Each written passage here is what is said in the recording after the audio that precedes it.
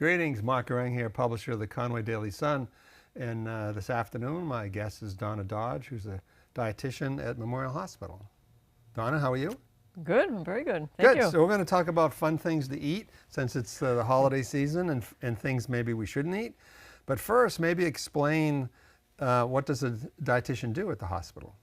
What does a dietitian do? Well, a dietitian sees both inpatients, so people who are in the hospital because they're ill, and I also see outpatients, so people who have been referred by their physician to come and talk to the dietitian about maybe they're newly diagnosed diabetic, maybe they have heart disease, maybe they have irritable bowel syndrome or they're gluten intolerant. I see those people. I see cancer patients who have trouble maintaining their weight. I see pediatric patients and people who need to lose weight in general or just want to eat healthier. So are those all referrals, or if I just wanted to avail myself of your services, and if I'm part of the I'm a patient at Memorial Hospital, could I just call up and go to my primary and say, geez, I'd like to get an appointment with Dawn to help me? Sure. Yeah. All right. So that works. Absolutely. Yeah.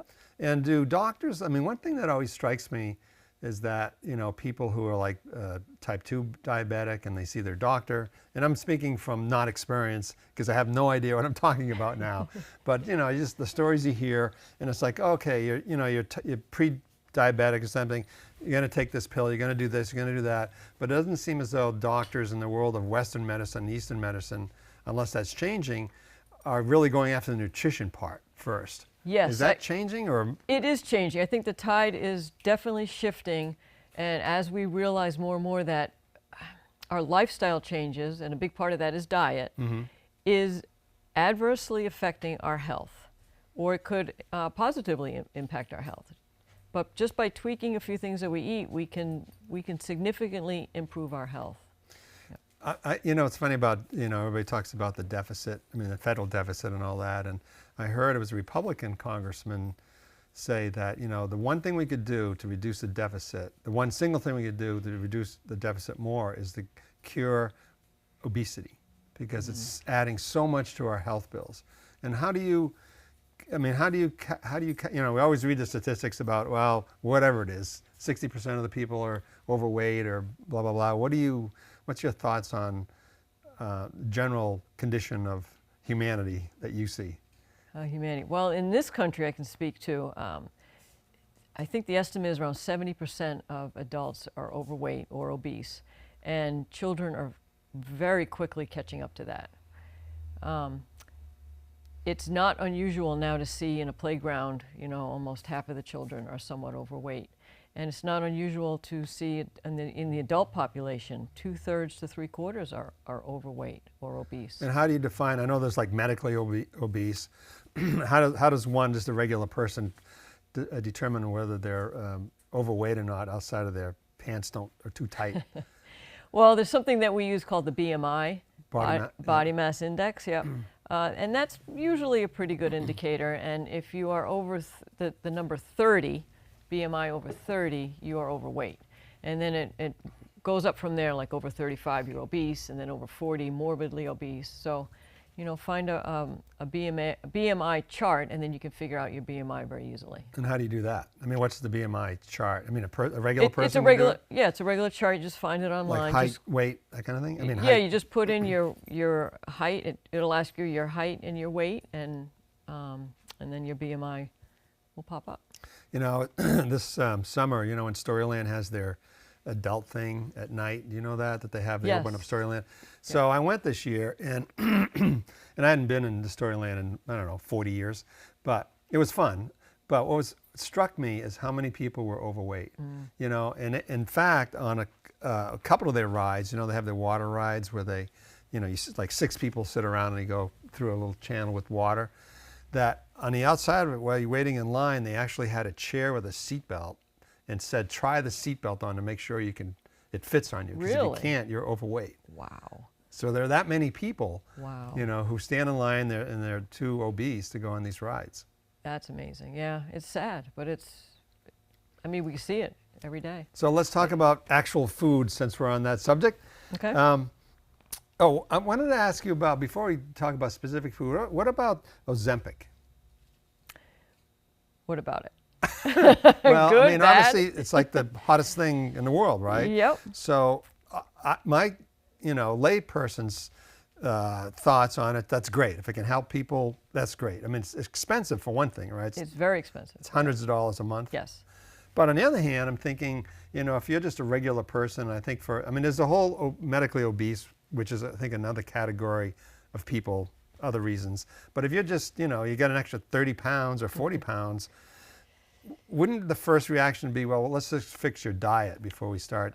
Yeah. What do you think about it? That's my go-to, is always try to fix your diet first, because as good as these medications are to help a situation or a condition, every medication has side effects, and it's just a matter of, can you live with those side effects? Some they're okay, they're tolerable, and some are not tolerable. Ozempic has its place, but I think at this time in history, I think it's being overused. Overused. I don't believe that people are willing to try diet first. They just want to go and get the pill or the shot or something, and that's kind of they're out. Is that being administered at Memorial? It is, yeah, diabetics use it, and I believe some people are taking Ozempic, yes. And is that covered by insurance? Do you know? I have heard both sides. Some insurance companies will, and some won't. If your insurance company doesn't cover Ozempic, they may cover the generic version of Ozempic, and some insurance companies don't even cover that. I wouldn't think there'd be a generic version yet, but I guess so. Yeah, there is. Yeah. And with the Ozempic, like, it just seems to me that, if there are side effects, but of course the health benefits is that you're not overweight anymore, right? Right. I mean, isn't that that's the Yes. huge benefit. So Yep. therefore you may not have type 2 diabetes and all the other chronic stuff that comes with being overweight. Correct, but in that process, okay, you've lost the weight, but have you learned how to maintain that weight loss? Are you going to go back to the habits that made you overweight in the first place? Because if we had used diet to fix the problem, you would be learning along the way how to maintain the weight, how to lose weight, and then how to maintain it by changing daily habits and daily food choices. But if we just take a drug to fix the problem and we don't really concentrate on changing the habits, what happens when we stop using the drug? But are people is the expectation that people get off the drug? Yes. So it's not permanent? No. So let's play a role. Let's role play. Okay. So I'm, I won't say that I'm a tall, skinny guy who's a little overweight, but so if I come to you, what is the first thing you would talk to me about and say, look, I want to lose 20 pounds. How does the conversation go? Okay. Well, first I would want to find out, what are you doing every day? Like, give me a quick diet history. Do you eat 3 meals a day? Are you skipping meals? Do you eat breakfast? And what do those meals consist of? Are they heavy in carbohydrates? Do you eat a lot of desserts? Do you drink during the day maybe some sugared beverages? Are your portions okay? I mean, so I try to dig, and the way to find out, the way to help people, the best way is to find out what they're doing now. And I don't expect anyone to leave my office and make all of these radical changes overnight. So when I get their diet history and I look at it and I say, okay, there are a couple of things that we can just What are the big red change. flags? Like, Big red flags, sugared beverages is a big one. People use, let's say, soda or Gatorades or sweetened iced teas, not really knowing how much sugar's in them. I keep a bottle of Canada Dry ginger ale. It's only about that big. I think it's a 16-ounce bottle. And I teach the people, okay, this bottle, would you think nothing of drinking that with lunch? Oh yeah, that would be fine. Well, let's look at how much sugar is actually in there. And in that 16-ounce bottle of ginger ale, there's about 14 teaspoons of sugar. wow. And people are like, what, really? And I teach them how to figure out how much sugar is in everything just by looking at the label. So they can go home and look at their food, their desserts, their drinks, their breakfast cereals, whatever, and figure out exactly how much sugar is in something. Because it's listed in grams on the label, but that is meaningless to everybody, including myself. I don't know what 50 grams looks like unless you convert it into teaspoons. One thing that I read and I hadn't realized is, and it was, whatever, some article about not eating sugar basically. But I didn't realize the real bad thing to avoid, as I'm trying to say, is when the labels say added sugar. Like obviously if you're eating fruit and fruit juice, and I know like the consumption of orange juice has actually declined because people are aware that there's so much sugar in it, even though it's good for you, right? So how do you balance the natural juices in the fruit? How do you do that? Like how do you see those fruits that have a lot of sugar in them? Well, all fruits do have sugar. It's called fructose. That is metabolized a little bit differently than table sugar and high fructose corn syrup. It's very hard to overeat fruits and get too much sugar, but it is easy to drink too much juice. So in a little thing of juice, maybe 6 ounces, how many oranges have to go into that little juice? It's probably close to 3. So you're eating 3 oranges at one time and all that sugar, and without the fiber and without all of the other inherent nutrients that come with it, well, mostly the fiber. So you're getting a concentrated source of sugar in juice. I forgot what the other part of your question was. No, that's all right. No, like you probably wouldn't sit down and eat 3 oranges. Right. Right? But you would sit down and drink 6 ounces of juice. Right. Which is the equivalent in sugar. Speaking of which, what about juicing? I know a number of years ago, I got into the juicing fad. I did it for like 6 months, and I said, this is ridiculous because I'm throwing away all the fiber. Right, yeah. So that's when I started to learn about the sugar in juice. So it seems like that doesn't make any sense. But I mean, juicing was a big healthy thing to do, right? Yeah, it was. It had its day. But it's not anymore. Not so much. People do more vegetables, and then they won't leave the fiber behind. They drink the whole thing. Like veggies now are big with the fraps. People who are making milkshakes and fraps, they'll put kale and spinach, and avocados big, bananas, but they drink the whole thing. They're not just leaving all of that so that's basically fiber behind. If you're doing, if you're going from juicing, leaving the fiber, and you're basically making a smoothie. Yeah. I mean, kind of. Yeah. So then you could just put all that stuff in a blender and spinach and blah, blah. That's what I do, actually. I make smoothies occasionally, and I'll just put literally whatever I have around in the house, except for donuts. They're good for you, yeah. Yeah. I leave out the donuts, though. The donuts. I was talking with a friend of mine recently, and she said her husband had lost 40 pounds by going on the Mediterranean diet. So, and we all know Mediterranean diet's got fruits, vegetables, olive oil, right? All those Mediterranean type things. And my first thing was to her is that, well, it's one thing to have eating the good things, but if you're on the Mediterranean diet, it's probably that you stopped eating the bad things. Yes. Yeah. So how do you, how much is obesity caused by not eating the good things versus just eating the bad things? I think it's a little bit of both.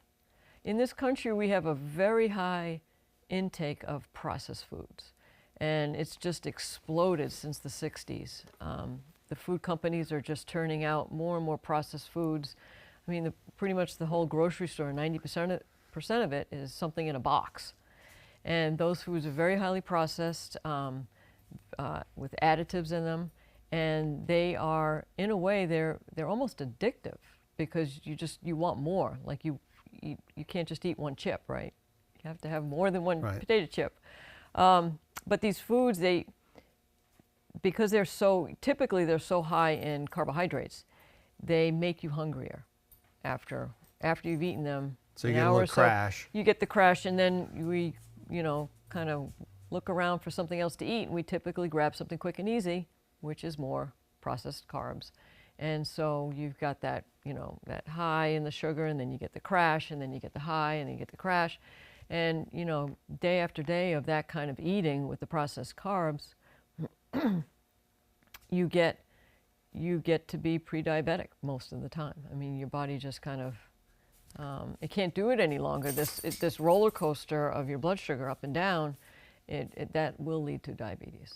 So what's the anti-processed food that slows down that process of the crashes, the up and down crashes? The first thing is to limit the amount of carbs from all areas, so from starch, from sugar, even fruit to a certain extent.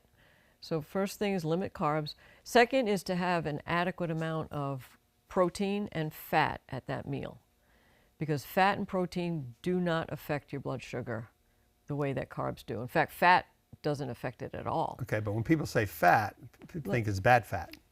But you're Well, saying... there are good and bad, but I'll give you an example. Like avocado's good fat. Avocado, yes, avocado is very good fat, Right. yes. But you need that fat at the meal to slow down the absorption of the carbohydrate into your bloodstream. So I'll give you an example. If you were to have a bagel, okay, and you were to eat that bagel plain, that's all carbs, right? Starch, right? There's nothing to slow down the absorption, the digestion and absorption of that starch, and it goes right into your bloodstream, leading to a very high spike in blood sugar. Okay? If you were to have only half of a bagel, so now you've cut it in half, and you layer that with pretty thick cream cheese, because cream cheese is a fat, and maybe have it with a couple of scrambled eggs as your protein. Now, the metabolic response to that meal is much, much better. So you don't get this big spike in blood sugar. You get a little bit of a blood sugar rise because you did eat a bagel, but it goes up very slowly, and it doesn't come crashing down later because it didn't spike.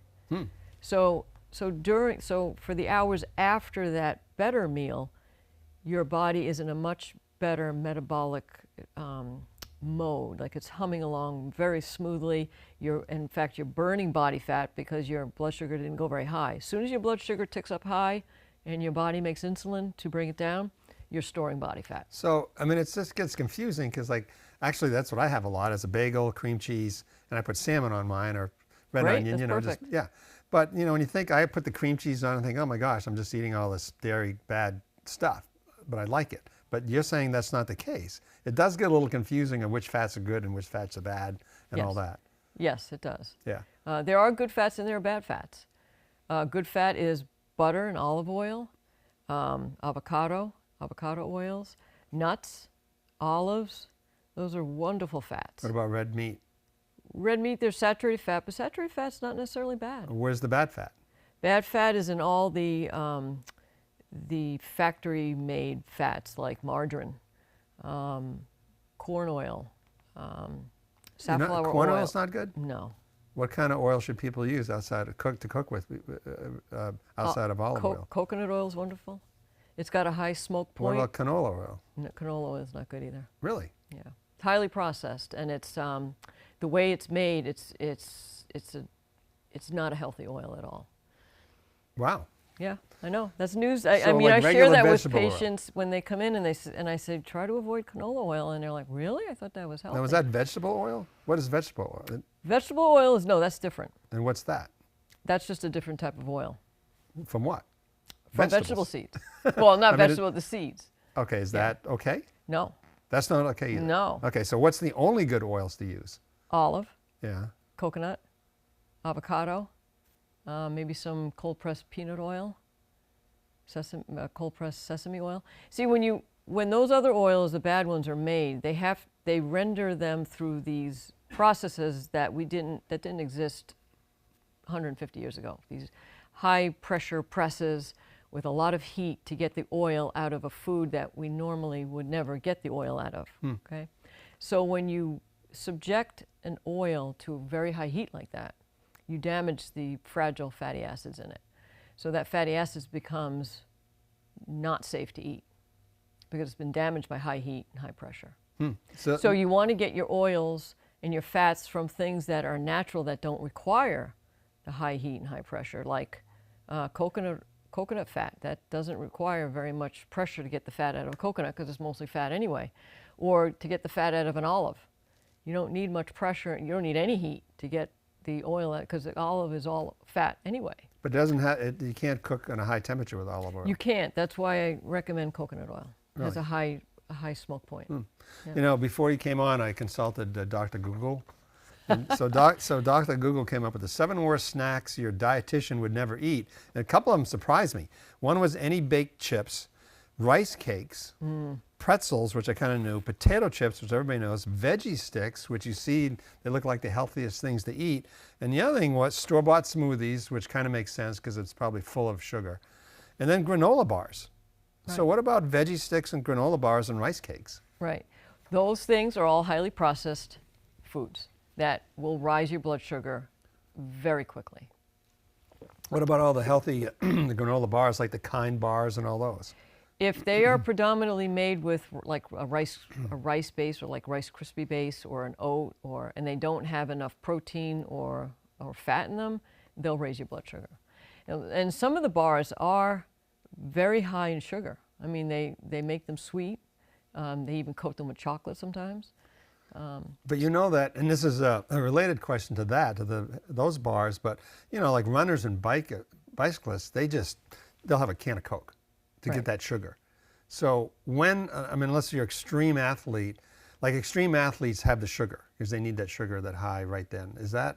How does that fit into all this? Or is that just what do you do when you're bicycling 50 miles or 100 miles? Right, that's what you would do if you were bicycling, because your body needs it. And eventually if you don't replenish the sugar and you're in an endurance event like that, your liver will eventually run out of glycogen, which is the stored carbohydrate, so you will crash. So those people in that situation do need to quickly replenish the sugar. Wow. And they use those high sugar items.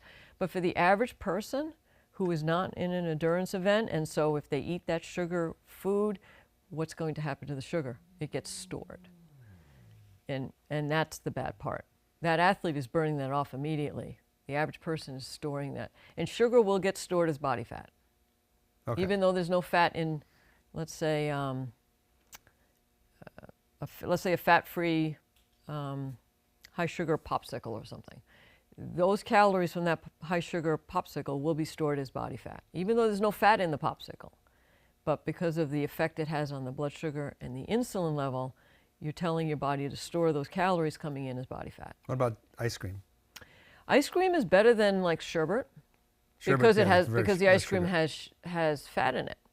And going back to what I said earlier, always eat something with fat in it. Not that ice cream is ice cream's fine, as long as it's, I try to stay away from the ice creams that have a lot of the candy pieces in it. And, sure. Yeah, all of that. So what about the gluten? I mean, are you a big believer in gluten tolerance? I mean, it seems like all of a sudden half the population is gluten intolerant. Yeah. Does that make sense to you? It does. I think it's for a couple of different reasons. One, we are using sort of hybrid wheats that we've manipulated the wheats, and the wheats now contain more gluten. And the reason for that is that they rise more quickly. So the manufacturers love to have their product rise more quickly. They can make more in a 24-hour period, right? So they want something to rise fast, and they can get it off the production line. But it doesn't bode well for us. And then there are other issues with the gluten. It may not even be the gluten. And the reason I say that is I've had many times experiences with friends, family, clients of mine who have traveled to Europe. Right, and they don't. They're gluten-free here, and they have to be very careful, yet they take a plane over to Italy, and they eat themselves through the country and have whatever they want. And they come home and they're like, that was wonderful. I didn't have to watch my diet at all. Why is that? What are we doing here to our wheat that Italy isn't doing, or France? It's just a different wheat. They use an older they use an older wheat, that has not been manipulated, and they also don't use as many chemicals when they grow their wheat. That's one thing I heard, is that our wheat is treated, like in storage, it's treated with a lot of chemicals to keep pests away, for good reason, for obvious reasons, and they don't do that in Europe. They do not, and they don't use glyphosate on their wheat. Which is what? It's used... like a fungicide or something? Yeah, I believe it's a pesticide, but don't quote me on that. But I do know that they use it after the wheat's been, right before it's ready to harvest, they'll spray the wheat with glyphosate. Here. In this country? Yes. And the reason they do that, it dries it out really fast. So again, quick is better for them. So if it dries out much faster, they can get it off the field and process it faster. Now, can you buy, I imagine you can, I mean, there's all the organic stuff. Is there brands in the supermarket that are not what would you call it? Not organic, but not treated like that? Yes. European wheat? Yep, you can buy like pasta that's made in Italy. It'll say right in there, made in Italy. So if it's literally just made in Italy. I think you'd be better off. You can try it, yes. And you may even want to, if you're gluten intolerant, try organic pastas. You may have better luck with those. Okay, we only have, believe it or not, only 4 or 5 minutes. We got to talk Wow. about Thanksgiving. So what do you think about Thanksgiving? Is in the holidays, is soy milk eggnog any better than regular eggnog? No, still eggnog. Okay, and what's wrong with that? Well, it's fine. I mean, eggnog is, you know, one of those little treats you have once a year, and but the eggnog that we buy in the store, again, is a very heavy sugar-laden beverage. Whether it's made with soy or regular milk, it's still high in sugar. And what about, so just general advice about, we were talking before you came about preparing turkeys and not putting stuffing, like you shouldn't put stuffing in the turkey because it doesn't cook well, blah, blah, blah. Is there any general nutritional advice for turkeys? No.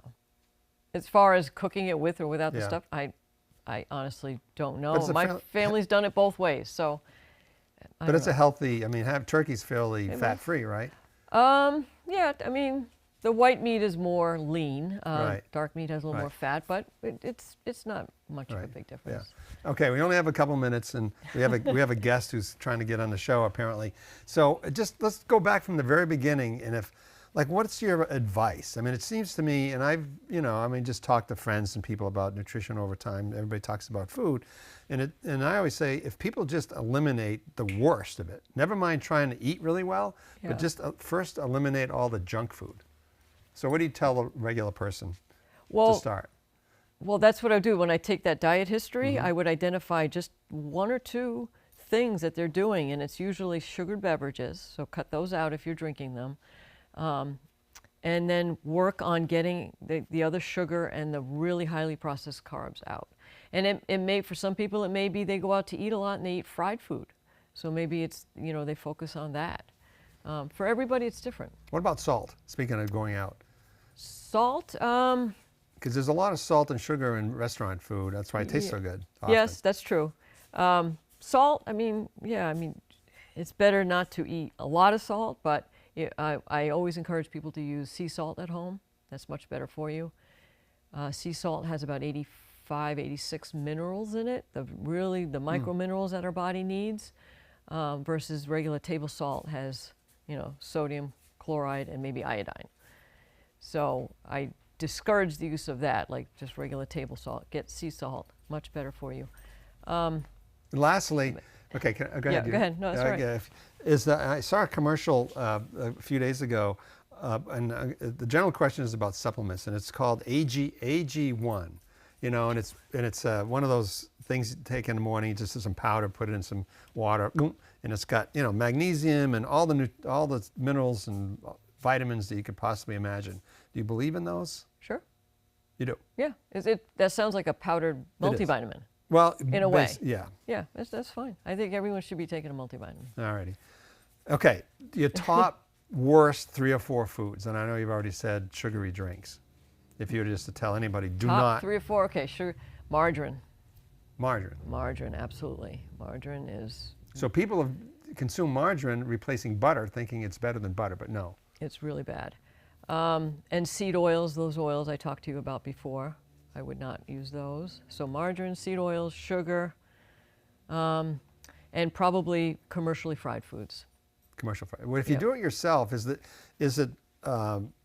bad because commercial is bad because they just reuse the oil all the time? If you just take some peanut oil and fried your own chicken, no, it's because of the oil it's in. Yeah. Is peanut oil? What about peanut oil? Peanut oil is okay. Yeah. All right. But I don't think I don't think the restaurants are using peanut oil. No, I think they're using soybean oil. Yeah. I think. Yeah. And what do you, my last question. Sure. What do you think of the general condition as the population of the valley is? Here? Yeah, that you've seen. I think we're healthier than a lot of the other parts of the country. I really do. I think because we have the mountains, we have the lakes, people come here to live because they like that outdoor recreation. I think they tend to be on the healthier side. Nice. Donna, it's been a pleasure. Good luck. Happy holidays. Thank you. All right, take care. Thank you. Thank you, Mark.